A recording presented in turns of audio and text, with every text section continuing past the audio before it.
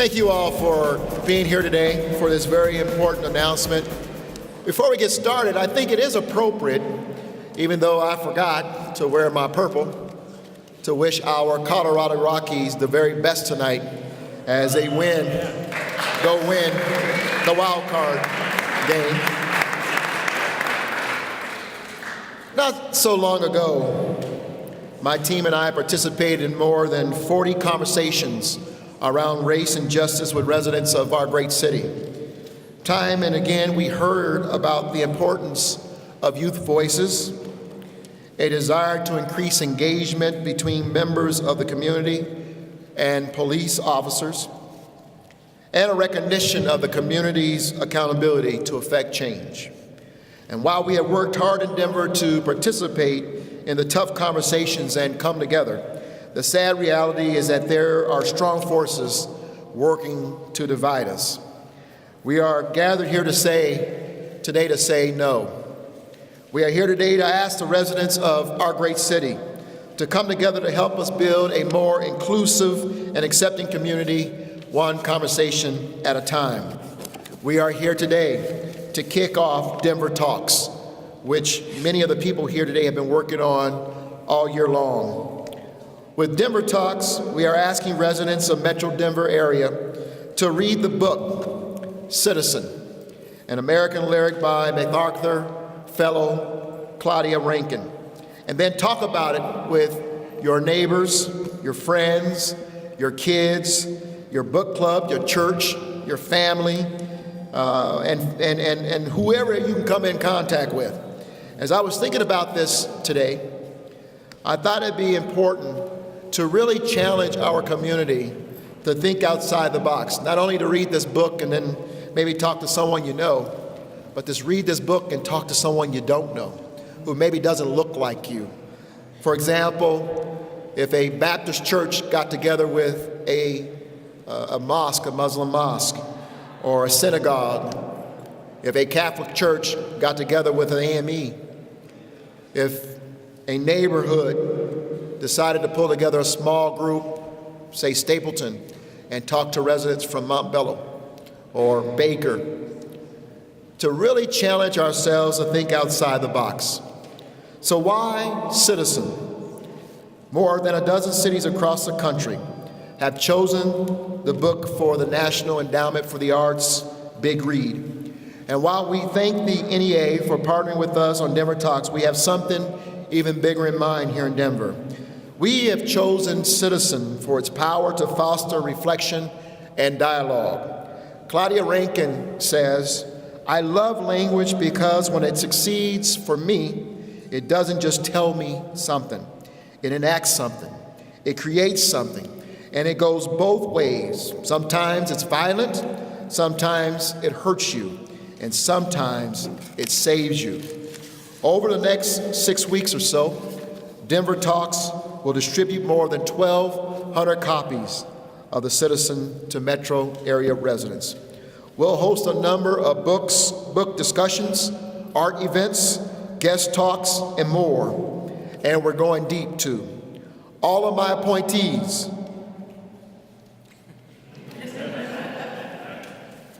will be required to read the book and participate in this important conversation. The members of my commissions will meet with the Agency for Human Rights and Community Partnerships to do the same, as will members of our Department of Safety. We're inviting City Council and the Office of the Independent Monitor and the City Auditor to do the same. Denver Talks will culminate in a visit from author Claudia Rankine herself. And by the way, we understand that Denver is the only city to have booked her to come visit.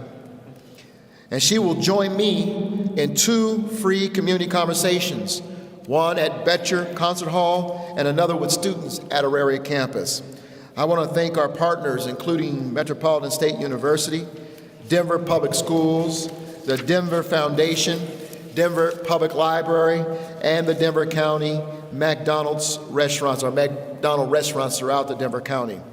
as well as the agencies and departments at the city who have worked hard to make this a reality. If I can call out the department or the Agency for Human Rights and Community Partnerships, in particular, Rowena Alegria, who has been with me for the past 4 years, who has really pulled us all together. It's 5 years, I'm sorry, I'm counting slow.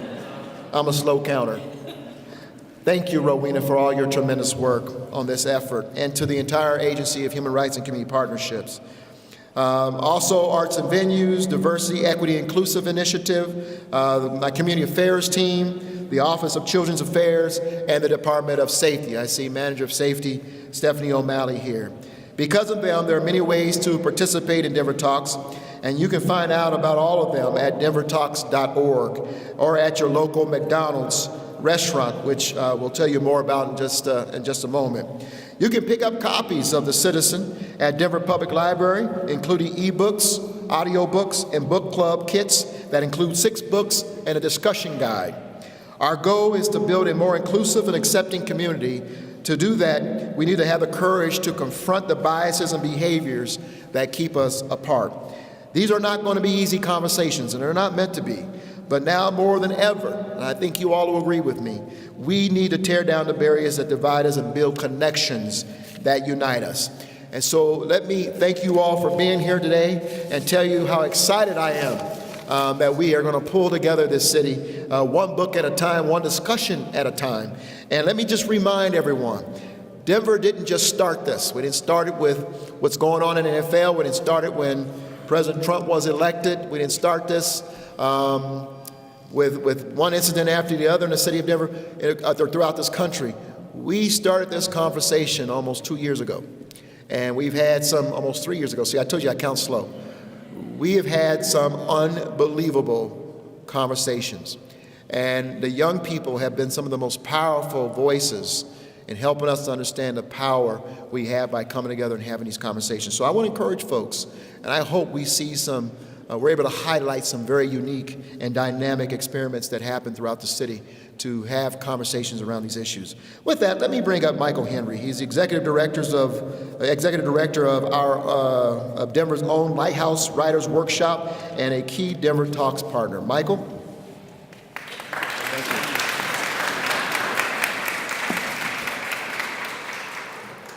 Thank you, Mr. Mayor, for that eloquent introduction. And if you want to make sure that your staff has read the book, I'd be happy to help with I could create an exam or something, just, I envision some multiple choice and just a couple of essay questions. I think that would be great. I'm so glad to be here today. Thank you to the mayor. Thank you to the dedicated people at Denver Arts and Venues, the National Endowment for the Arts, Bonfils Stanton Foundation, as well as the SCFD. They all support Lighthouse Writers. I have to say it's an honor to be partnering with the City of Denver and the Mayor's Office on Denver Talks, which is an initiative that pairs community building with literature. Our mission at Lighthouse is to teach the craft of creative writing and to build connection around not just the art of writing, but books and reading as well.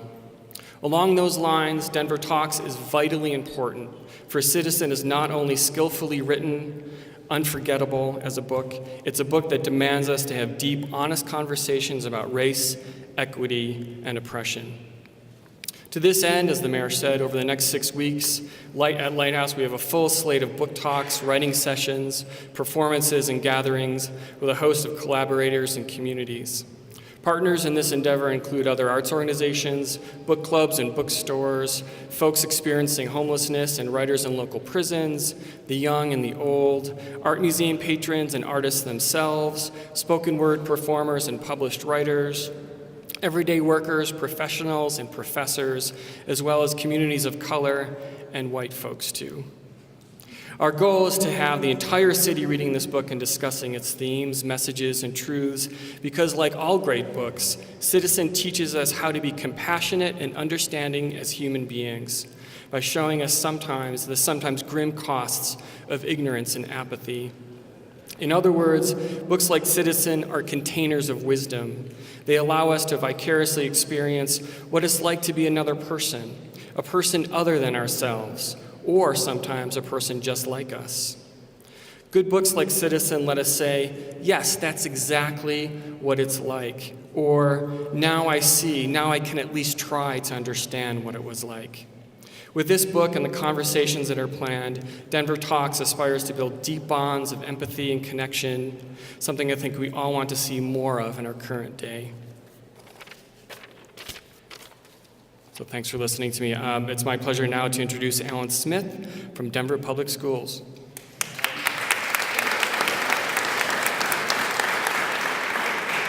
Good afternoon. My name is Alan Smith. I am the Chief of Culture, Equity, and Leadership Teams at Denver Public Schools. And Mayor, we want to thank you, Rowena, and other city and county officials for allowing us to partner with you on this very critical and important issue. It is when all people, including the students, know that they are respected and challenged and supported, it will strengthen our community and our schools, helping them, our students, be able to dream with their eyes open. DPS is a diverse district made up of 77% students of color, and more than 1/3 of those students are English language learners. One of our core beliefs is that diversity is paramount to our success, and equity is at the core of our mission.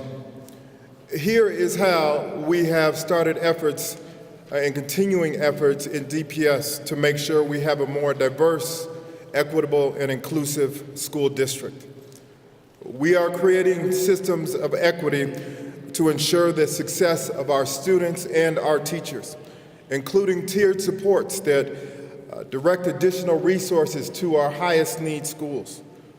We're developing equity assessments and ultimately equity action plans, and we have added an academic gap measure to our school performance framework to measure how schools are doing in this very important area. We are growing our recruitment efforts of teachers of color, and we are retaining more educators of color, and have launched superintendent resource groups, BEST, the Black Education Superintendent Group, and launched Latinos United for Change, that meet with the superintendent to make sure that they have a voice in what is happening in our districts. And we are preparing educators to serve all students equitably by requiring culturally responsive instruction and English language acquisition training for all incoming DPS teachers. And we are supporting our schools in developing data-driven supports for historically disadvantaged students through inclusive practices and opportunity gap cohorts. We will continue to engage with our students, families, and our community members in this important dialogue. Through the initiatives of the African American Equity Task Force initiative that now is going into the implementation phase, our teacher home visit program, and our Strengthening Neighborhoods initiative, it is our hope that dialogues and work like this will continue to create a great city for all and a great students where students can, in fact, dream with their eyes open. I would like to now introduce Myron Anderson, who is a diversity director at Metropolitan State University. Thank you so much. Thank you. Thank you, Mayor Hancock, Denver Commissions, and fellow sponsors for giving Metropolitan State University of Denver the opportunity to partner with all of you on this important initiative. Our new president, Dr. Janine Davidson, could not be here today, but asked me to say a few words on the importance of constructive dialogues, such as the Denver Talks program. MSU Denver strives to be a preeminent baccalaureate university. And in that such, we aim for diversity and inclusion practices and principles in everything that we do, from curriculum development, the activities of the university, to composition of the faculty, staff, and students. As the Chief Diversity Officer, I'm tasked with managing these programs, so when Janine asked me to speak up and be a part of this incredible project, I jumped at the chance. I surmise MSU Denver faculty and our teaching colleagues at DPS, Aurora, Jeffco, Adams, and other Colorado school districts may get questions from students as, aren't we doing better? with race relations since Martin Luther King Jr.'s I Have a Dream speech? Aren't we doing better when our first black president and 2 black and 2 Hispanic mayors in Denver have taken place? Aren't we doing better with Serena Williams winning Wimbledon, one of the highest honors in professional tennis? And she won this several times. I would answer yes. We have come a long way in 50 years when racism was much more overt and race relations were not the best, and even the concepts of diversity and inclusion were not in the forefront of people's minds. But if you read Ms. Rankine's book, you will see that some forms of racism today have shifted from less overt expressions and are more subtle and sometimes unintentional. These forms take place in the form of microaggressions. As a published author in microaggressions in education, I am in agreement with this racial shift, and Ms. Rankine discusses examples of this with Serena Williams, who by all accounts is a respected, successful professional tennis player, and is ranked by Entrepreneur.com as in the top 9 of the most successful entrepreneurial athletes, but still faces undercurrents of racism every day. Then, of course, we still have the very top of mind difficult race relations areas such as Trayvon Martin's case. Mrs. Rankine's book touches on this, and immigration issues, including the rescinding of DACA, a very top priority for MSU Denver, and our support for our DACA students is very important. So I would encourage all Denverites, but particularly to our youth, to join the Denver Talks program. Metropolitan State University of Denver is proud to partner with Mayor Hancock, the City of Denver, and the other Denver Talks sponsors to have these crucial conversations on race relations and better prepare our youth to engage in constructive dialogue and action. As our Colorado communities become more diverse, it will be up to us and our future generations to be even more creative in harnessing the positives that come from diversity and inclusion, awareness, and understanding. Sometimes the challenges that we have faced today are even more thornier than the challenges in the 60s and 70s that come with different cultures, mindsets, and access to limited resources. But it's important for us to join together and learn more about diversity and inclusion so we can combat these issues and concerns. Thank you for your time, and I now would like to introduce Christine Marcus Hudson, President and CEO of the Denver Foundation.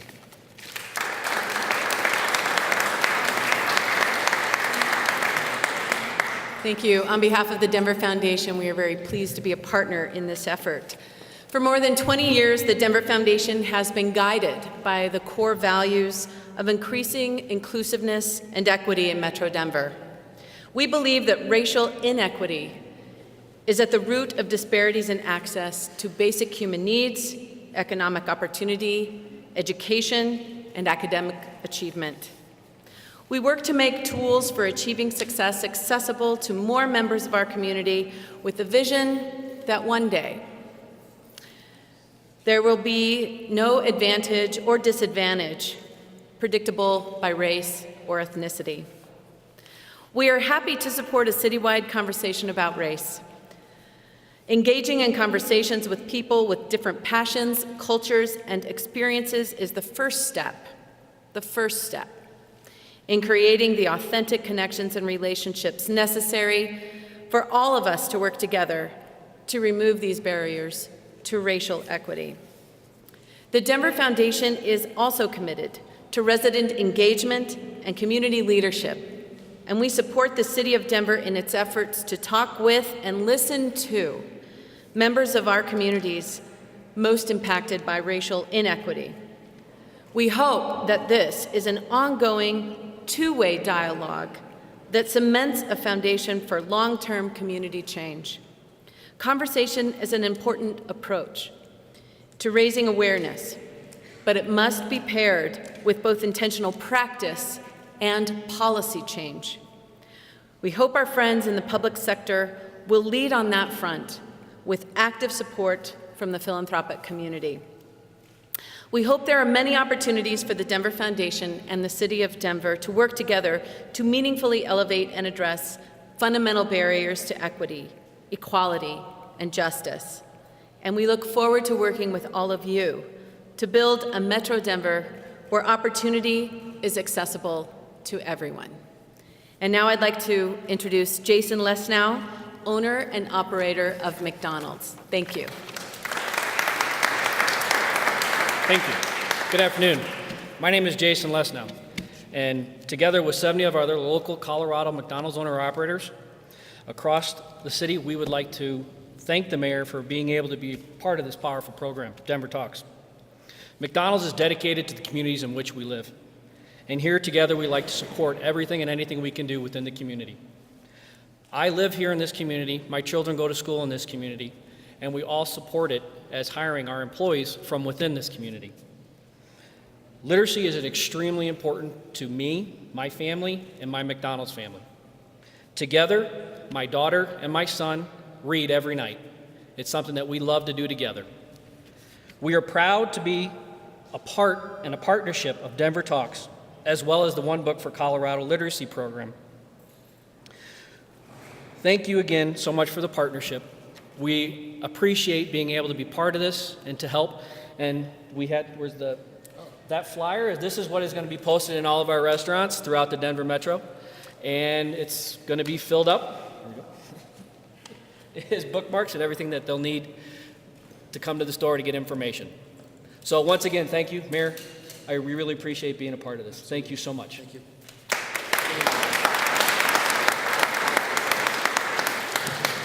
Thank you all to all of our speakers. Let me just acknowledge, I understand that Councilman Paul Lopez is here. And we also want to thank, again, all of our sponsors. And I understand that a representative for the Sakura Foundation, is here as well. We want to thank you. There you are, Sakura Foundation. Thank you very much for your partnership. We'll go ahead and open it up now for a question and answer if you have any. Yes? Has Denver done anything like this before? Do you think you'll continue trying to do this in the future? Denver has been actually pretty successful. Book clubs or books of the year have started under Mayor Hickenlooper. And so we've carried forward, it was One Book, One Denver, has carried forth over the years. We continued that tradition. Our Office of Arts and Venues manages that. I think what this effort does is certainly being more proactive and more engaged. Not only asking people to read a book and maybe create a book club, but we're going beyond that. We're saying we need conversation. And from day one, as this nation has been begun to really grapple with race and justice issues, the first thing out of the mouth of my administration, the police chief's mouth, is that we need to make sure we continue to have conversations. And this opportunity really gives us the impetus to come around this book and to have those very challenging but yet important conversations. Yes? Mayor Hancock, a couple of people mentioned action and policy changes. What are the types of policy changes that you envision this program inspire? I don't know. Maybe some ideas will come forward. I can tell you that just by having the conversations, sparking the conversations, you've seen our police officers engage in the schools a lot more, coming in contact with young people beyond just a law enforcement purpose. It was one of the young people at North High School who reminded us that, we grow up really admiring and maybe wanting to be police officers. Most kids do. And then somewhere around the teenage years, it all changes. We don't know what happens, but it begins to change. And oftentimes, the only time they have contact with law enforcement is when there is a corrective action that is occurring. And the young person looked at the officers and he looked around the room at us and said, if the only time I have contact with you is when you're correcting my behavior, then that's the relationship we're going to have. And the reality is we can do better than that. And I think Chief White, the entire Department of Safety, because our firefighters are out there, I see Desmond here, our paramedics are there, our sheriffs are in the schools. We're bridging the gap of understanding familiarity with our kids by coming in contact. So that's an example of how these conversations have changed the way we think. Other thoughts? Wonderful. Thank you all for being here again. Thank our partners for making this happen. Get a book, start a club.